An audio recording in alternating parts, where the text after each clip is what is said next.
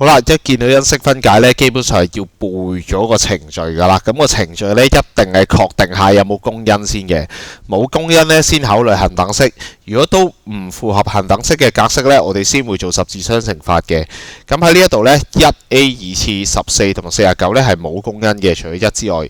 呢度有 A， 呢度有 A， 但係最尾嗰項係冇 A， 咁所以你都抽唔到公因嘅。咁我哋就去睇下恒等式佢符合邊一種啦。佢兩個都係加法，兼且有3個項，咁呢就比較疑似係第一種格式。咁另外呢，就要留意一下，到底 A 平方可唔可以寫做乜嘢平方，49B 平方又可唔可以寫做乜嘢平方啦？咁我哋試一試先，乜嘢平方加兩個乜嘢乜嘢加乜嘢平方。咁呢，你就記住要諗啦，你放完入去拆翻括號呢，一定要變翻題目嘅，你冇改到個題目。好，咁啊睇完頭一個呢，就睇尾嗰個啦。乜49呢，就係7749啦。咁所以 7B 喺入邊呢，平方完就會變翻49B 平方嘅。咁呢，基於呢個恒等式嘅格式呢，我哋要求呢兩個括號要係一樣，另外呢兩個括號要一樣嘅。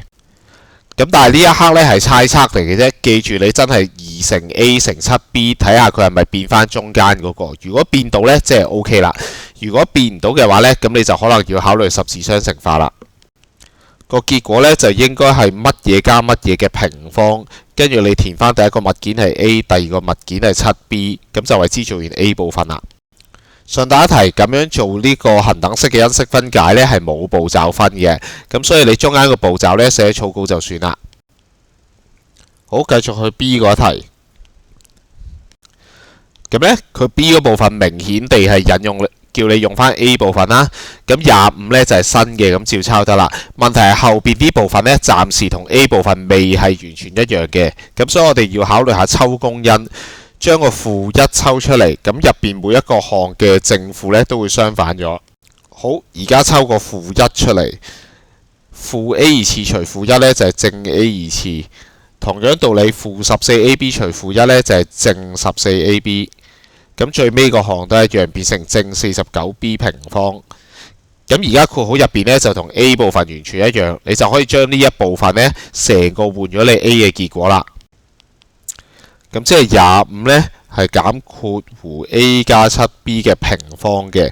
咁個1呢你唔寫都冇所謂啦，因為1乘任何嘢都係不變嘅。咁你叫住用完 A 部分呢，你就仲要諗一諗有冇得再化簡，因為而家仲係有兩個項，我哋起碼要變成一個項呢先有機會係做完嘅。咁我哋再留意下抽公因，哦。25係5乘5啦，咁但係同呢個擺明就冇公因啦。咁我哋就諗下恒等式啦。25本身呢有啲特別，佢係5嘅平方嚟嘅。咁你減另一樣嘢平方，咁所以其實呢，佢係屬於恒等式嘅第3種。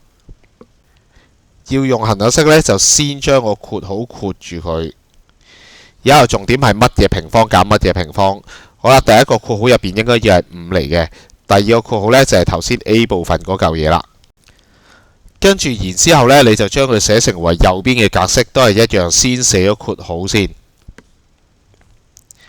個係加，一個係減。咁呢，但係當你抄第二個物件嘅時候，要留意下，你係成個代入去嘅。咁所以呢，唔好漏咗個括號，係成個物件放入去。然之後呢，你就照住自己嘅步驟嚟處理好入邊嘅嘢啦。一個係5加 A 加 7B 冇分別嘅，因為加一個括號係不變。咁但係問題減呢個括號呢，咁你就兩個項都要轉翻個正負，咁所以係負 A 負 7B。經常唔小心呢，就係唔記得將呢個轉正負。咁而家留意一下呢，每個項入邊都冇公因，亦都冇同類項可以加得埋。咁我哋就為之做完呢一題啦。